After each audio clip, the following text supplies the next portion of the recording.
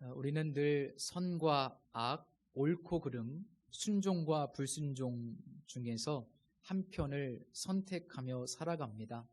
그리고 그 선택에 있어서 우리의 내면에서 아주 중요한 역할을 감당하는 것이 바로 우리의 양심입니다. 영국의 유명한 기독교 변증가인 C.S. 루이스는 이 양심을 옳고 그름에 대한 법칙이라고 정의했고요. 또 인간 본성의 법칙이라고 정의를 했습니다. 오늘 본문에 양심이라는 단어가 나오는데 이 단어는 함께 보다, 함께 알다 라는 의미입니다. 그러니까 어떤 것에 대한 사람들의 공통적인 평가, 함께 본 것, 또 함께 안 것. 사람들이 어떤 것에 대한 공통적인 관점과 평가라고 하는 것이 바로 양심이라는 단어의 의미라고 볼 수 있겠지요. C.S. 루이스의 표현에 의하면 사람들은 누구나 일정한 방식으로 행동해야 한다는 아주 기묘한 생각을 갖고 있고 그 생각을 떨쳐버리지 못한다라고 이야기합니다. 예를 들면 사람들은 모두 이런 관점을 가지고 있습니다. 도둑질은 나쁜 거야. 도둑질은 잘못된 거야. 거짓말하면 안 돼. 누가 가르쳐주지 않았는데도 우리는 본성적으로 이런 공통적인 관점을 가지고 있습니다. 그렇다면 왜 사람들은 이렇게 일정한 방식으로 행동해야 한다는 생각을 떨쳐버리지 못할까? C.S. 루이스는 이런 얘기를 덧붙입니다. 이 우주를 지휘하고 있는 무언가가 존재하며 그 무언가는 내 안에서 옳은 일을 하도록 재촉하고 그릇된 일에는 책임감과 불편함을 느끼게 만드는 하나의 법칙으로 나타난다. 쉽게 말하면 하나님께서 인간을 창조하셨기 때문에 그 인간의 내면 속에는 양심이라는 것이 존재한다는 겁니다. 이건 진화론으로 설명할 수가 없습니다. 그래서 우리가 살아가는 세상에는 근본적으로 불안이 존재할 수밖에 없는데 그 이유는 많은 사람들이 우리 안에 있는 이 양심을 거부하는 선택을 하기 때문입니다. 결박당한 채 유대의 최고 의결기관인 산헤드린 공의 앞에 선 사도 바울은 첫마디로 이렇게 선언합니다. 나는 범사의 양심을 따라 하나님을 섬겼노라. 나는 범사의 양심을 따라 하나님을 섬겼노라. 이 양심을 따라라고 하는 표현은 올바른 양심을 말합니다. 선한 양심을 말합니다. 그리고 섬겼다라는 말은 하나님 나라의 시민으로서 내가 의무를 다했다. 나는 하나님의 일을 해왔기 때문에 오늘 이 자리에 서 있다라는 고백입니다.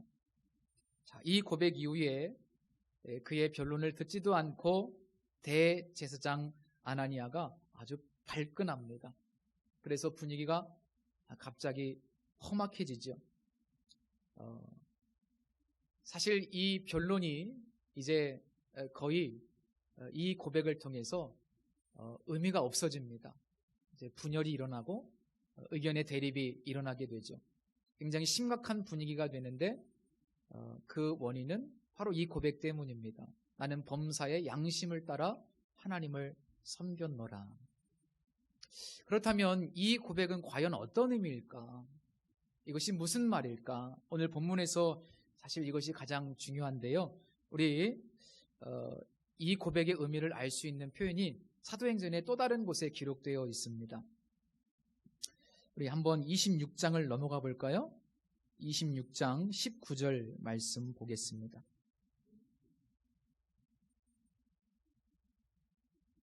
이 사도행전에는 사도 바울의 간증이 총 3번 기록되어 있는데 26장이 마지막 간증입니다.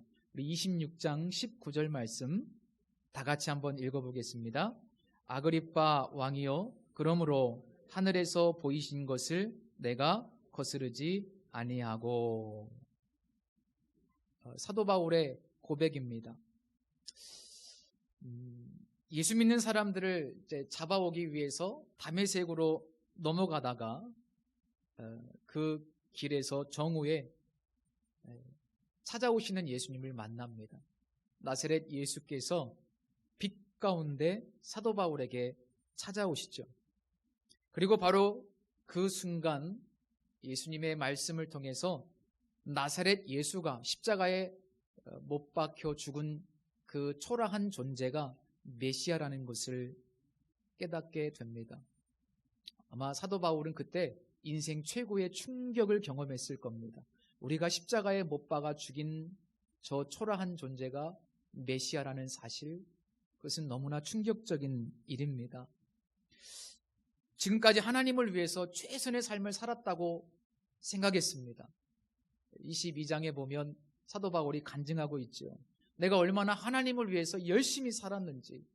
사실 다메섹까지 공문을 가지고 찾아간 것도 그렇게 하나님을 위한 열심 때문이었습니다.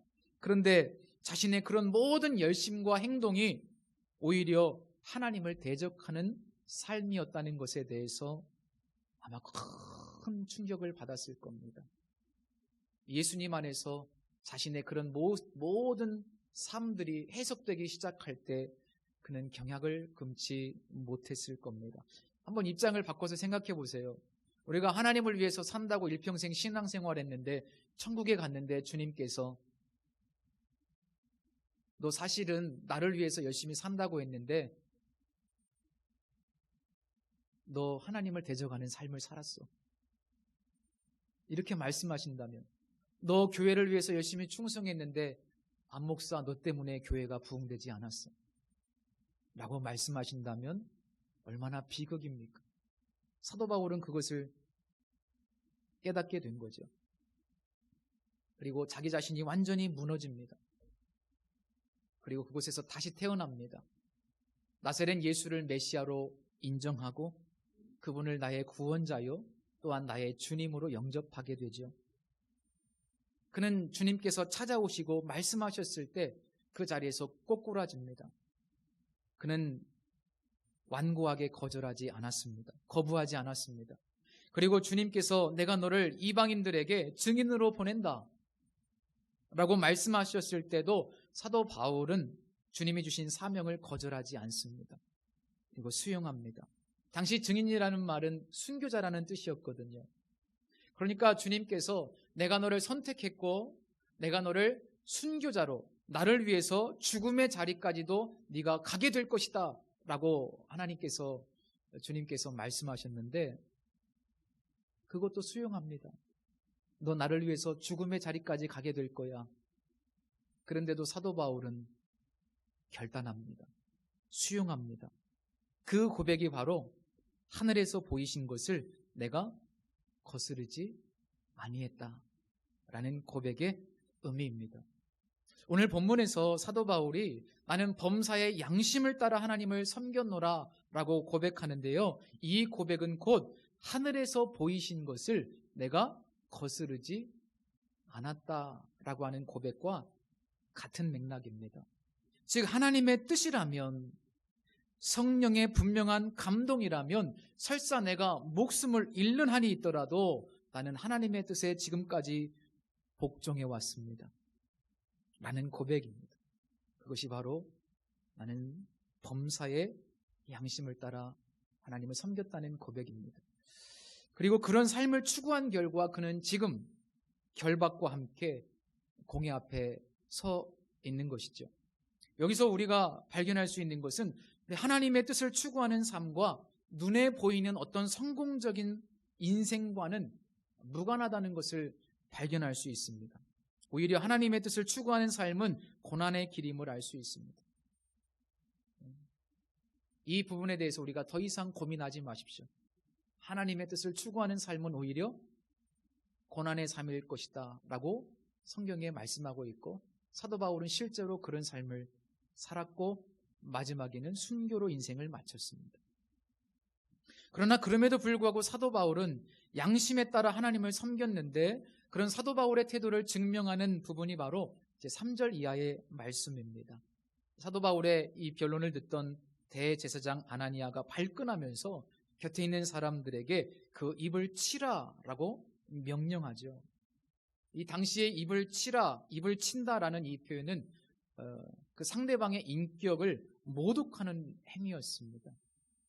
그러니까 사도 바울이 내가 범사에 양심을 따라 하나님을 섬겼다, 나는 하나님 나라의 시민으로서 의무를 다했다 라고 이야기했을 때 대제사장 아나니아는 그것을 인정할 수가 없었던 거예요. 너는 지금 불경스러운 말을 하고 있다. 너는 거짓말하고 있다. 너는 여기서 너 자신을 위해서 변호할 권리조차 없는 그런 사람이다. 어디서 그런 말을 함부로 하느냐라고 생각을 했던 거죠. 이에 대하여 사도 바울은 이렇게 이야기합니다.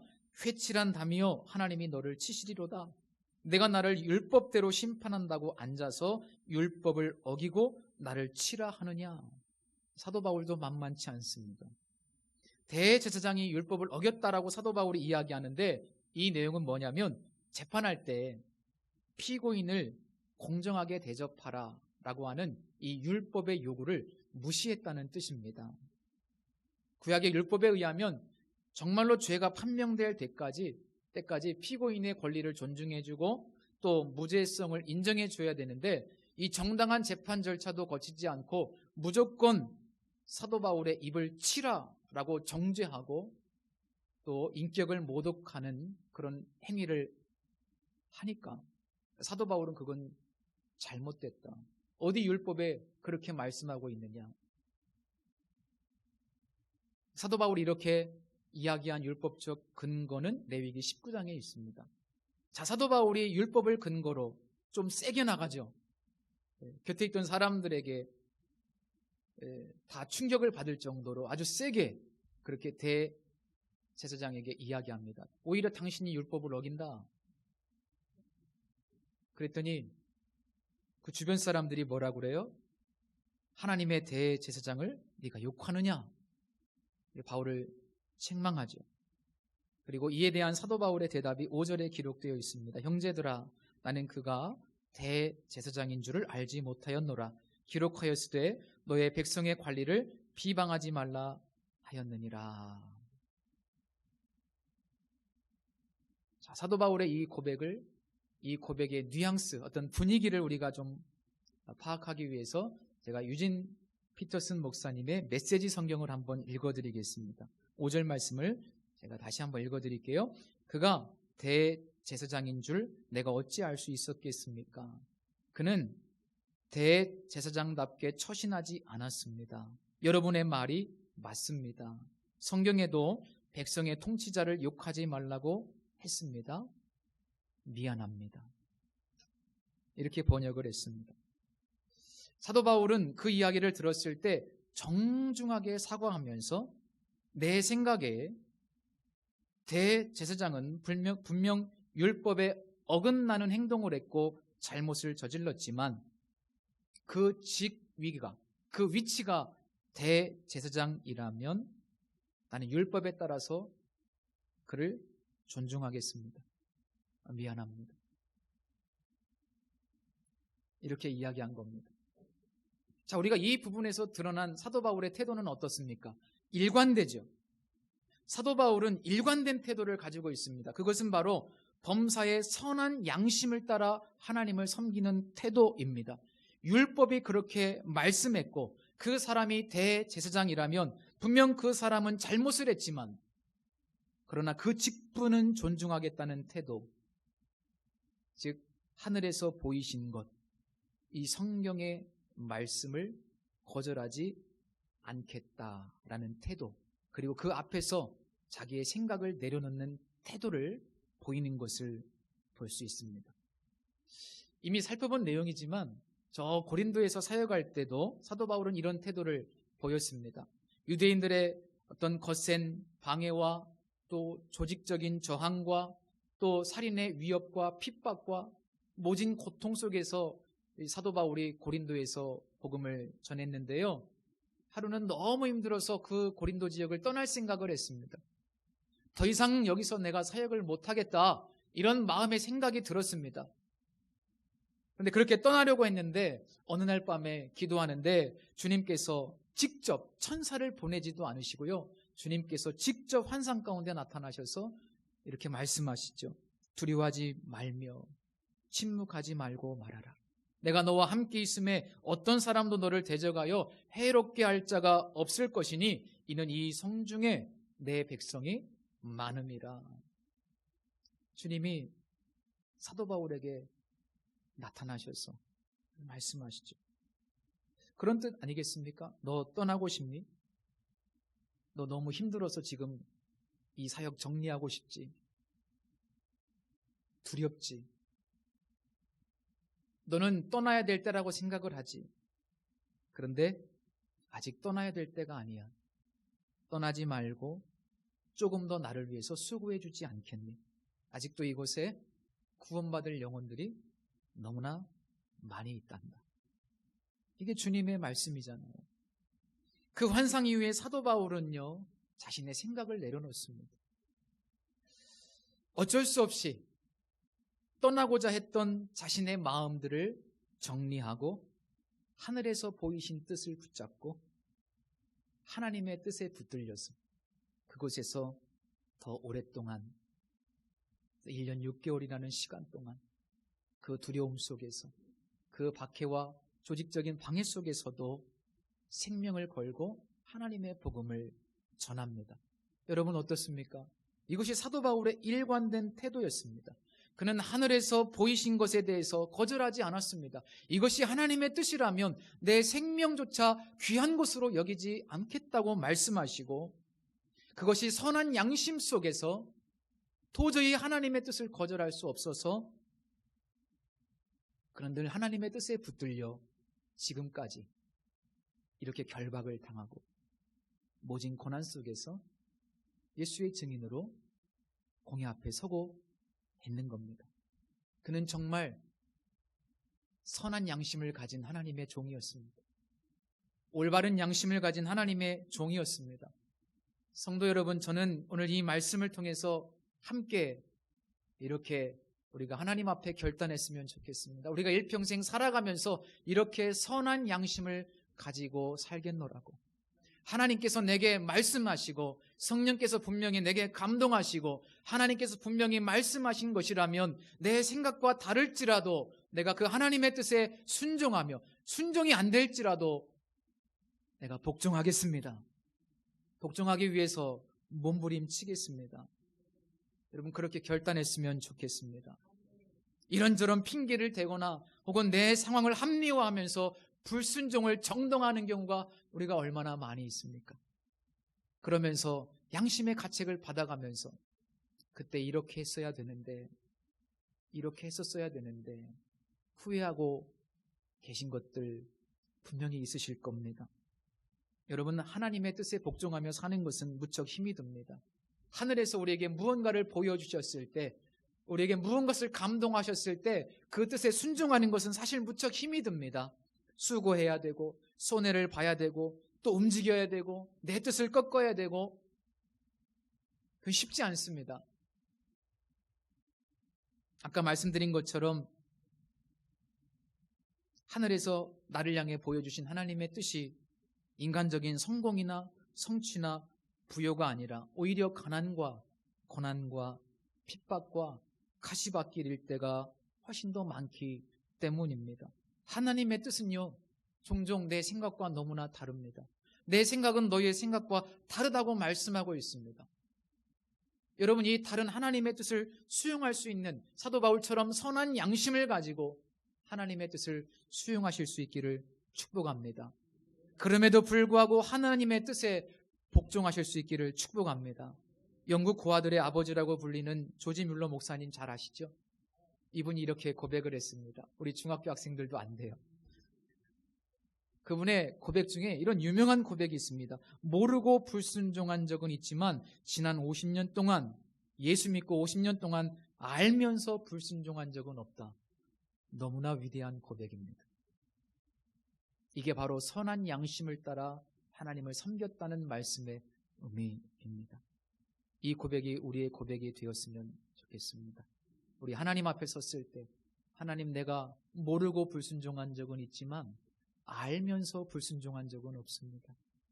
이렇게 고백할 수 있다면 그 인생이 진정 승리한 인생이라고 믿습니다.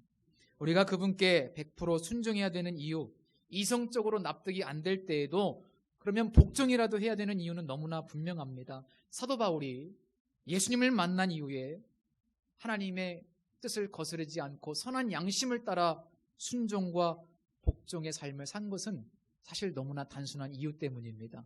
그것은 바로 예수님이 나의 주인이기 때문입니다. 예수님이 나의 주인이라고 하는 이 사실 하나 때문에 사도 바울은 항상 하늘에서 보이신 것을 수용했습니다. 아까 우리 26장 말씀을 한 구절 읽었는데 그 26장 16절 말씀에 보면 일어나 너의 발로 서라. 내가 내게 나타난 것은 곧 내가 나를 본 일과 장차 내가 내게 나타날 일에 너로 종과 증인을 삼으려 함이니라고 말씀하고 있습니다. 여기 보면 너를 무엇으로 삼았다고요? 종으로 삼았다고요. 또 너를 무엇으로 삼았다고요? 증인으로 삼았다고요. 첫 번째가 종입니다. 여러분, 우리가 이 종됨의 정체성을 분명히 인식하고 고백할 때 증인의 삶을 살아갈 수가 있는 거예요. 우리가 왜 증인의 삶을 살지 못하냐면 종이라고 하는 생각을 사실은 머릿속으로는 인정하지만 우리 마음 진심으로 우리가 나는 하나님의 종이라고 하는 이 결단이 희미하기 때문입니다. 여러분, 나는 하나님의 종이라고 믿는다면, 우리의 정체성을 분명히 고백한다면 우리는 주님이 무엇이라고 말씀하시든지 사실은 그 길을 걸어가야만 합니다. 그분이 나의 주인이시고 나는 그분의 종이니까요. 종이 어떻게 주인의 뜻을 거절할 수 있습니까? 어떻게 종이 주인의 뜻을 거절할 수 있습니까? 저는 이 말씀을 묵상하면서 때로 우리가 순종하는 것도 힘들지만 더 힘든 것은 불순종하는 것이 더 힘들겠다. 우리 안에 정말 하나님께서 거룩한 양심을 주셨다면 불순종하는 것이 더 힘들지 않을까? 이런 생각이 들었어요. 그러지 않을까요? 하나님이 분명히 내게 감동을 주시고 말씀하시는데 이것을 애써 내가 인간적으로 밀어낸다면 그거 얼마나 힘들겠습니까? 이게 성령을 소멸하는 것이거든요. 그런데 그게 얼마나 힘들겠어요. 주님은 분명히 내가 이렇게 하길 원하시는데 나는 자꾸 밀어낸다면 그 양심이 얼마나 고통받겠습니까?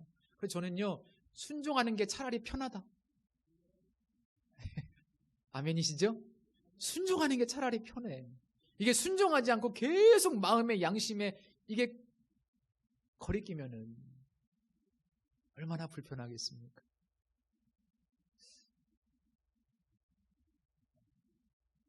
그래서요, 오히려 순종하는 게 더 편해요. 순종하는 게 더 쉬워요. 불순종하는 게 더 어렵고 힘들어요.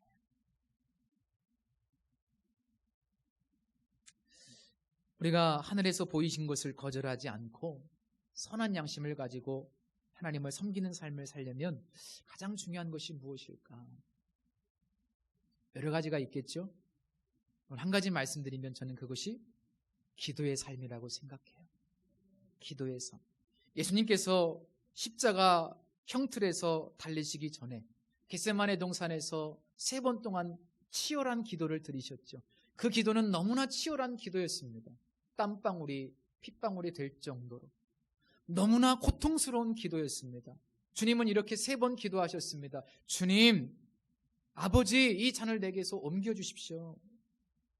정말 이 고통스러운 심판의 잔을 내게서 옮겨주십시오. 그러나 내 뜻대로 마시고 아버지의 뜻대로 해주십시오. 치열한 기도 3번씩 반복하셨습니다. 그러니까 주님은 이 기도의 시간을 통해서 하늘에서 보이신 아버지의 뜻을 수용하고 자신의 생각을 내려놨던 겁니다. 자신의 생각을 포기했던 겁니다. 그리고 그 기도의 시간을 통해서 기꺼이 아버지의 뜻을 수용했고 그 3번의 기도 후에 주님은 이제 됐다. 모든 것을 결정하시고 마음에 각오하시고 그 십자가의 여정을 걸어가셨습니다.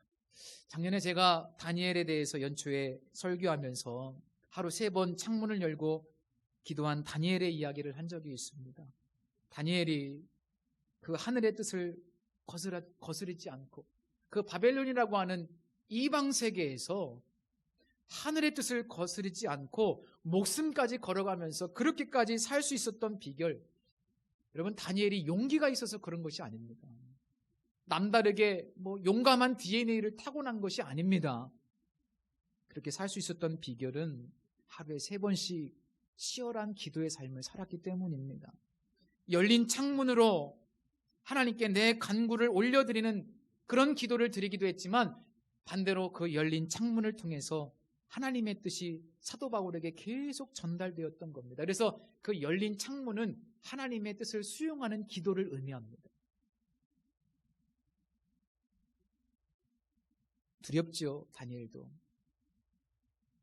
한번 타협하면 얼마든지 그 바벨론에서 편하게 고관 대작의 삶을 살 수 있지 않겠습니까? 큰 부자 되어서 자손 만대까지 떵떵거리며 살지 않겠습니까? 친일파들처럼. 그런데 그렇게 하지 않았어요. 용감해서가 아니고요, 기도만 하면 하나님께서 말씀하시니까. 기도의 자리에 나갈 때마다 하나님의 뜻이 내게 자꾸만 밀려오는데 그 선한 양심에 거부할 수가 없었던 거죠. 그래서 기도는 마치 열린 창문처럼 하나님의 뜻을 수용하는 통로였던 겁니다. 다니엘의 기도는 응답을 구하는 간구의 기도만이 아니라 하나님의 뜻에 응답하는 기도였다는 겁니다. 여러분, 예수님의 기도는요, 하나님의 뜻에 응답하는 기도였습니다. 주님 뜻이면 내가 수용하겠습니다. 내 생각을 내려놓겠습니다. 라는 기도였습니다. 그래서 우리가 정말 선한 양심에 따라 살기 위해서 가장 치열하게 우리에게 필요한 것이 바로 응답하는 기도라는 사실. 기도가 없이는 이 길을 걸어갈 수가 없습니다. 이렇게 하늘의 뜻에 순종하며 거절하지 않고 수용하는 삶을 살았던 사도 바울에게 우리 주님이 주시는 축복이 있습니다.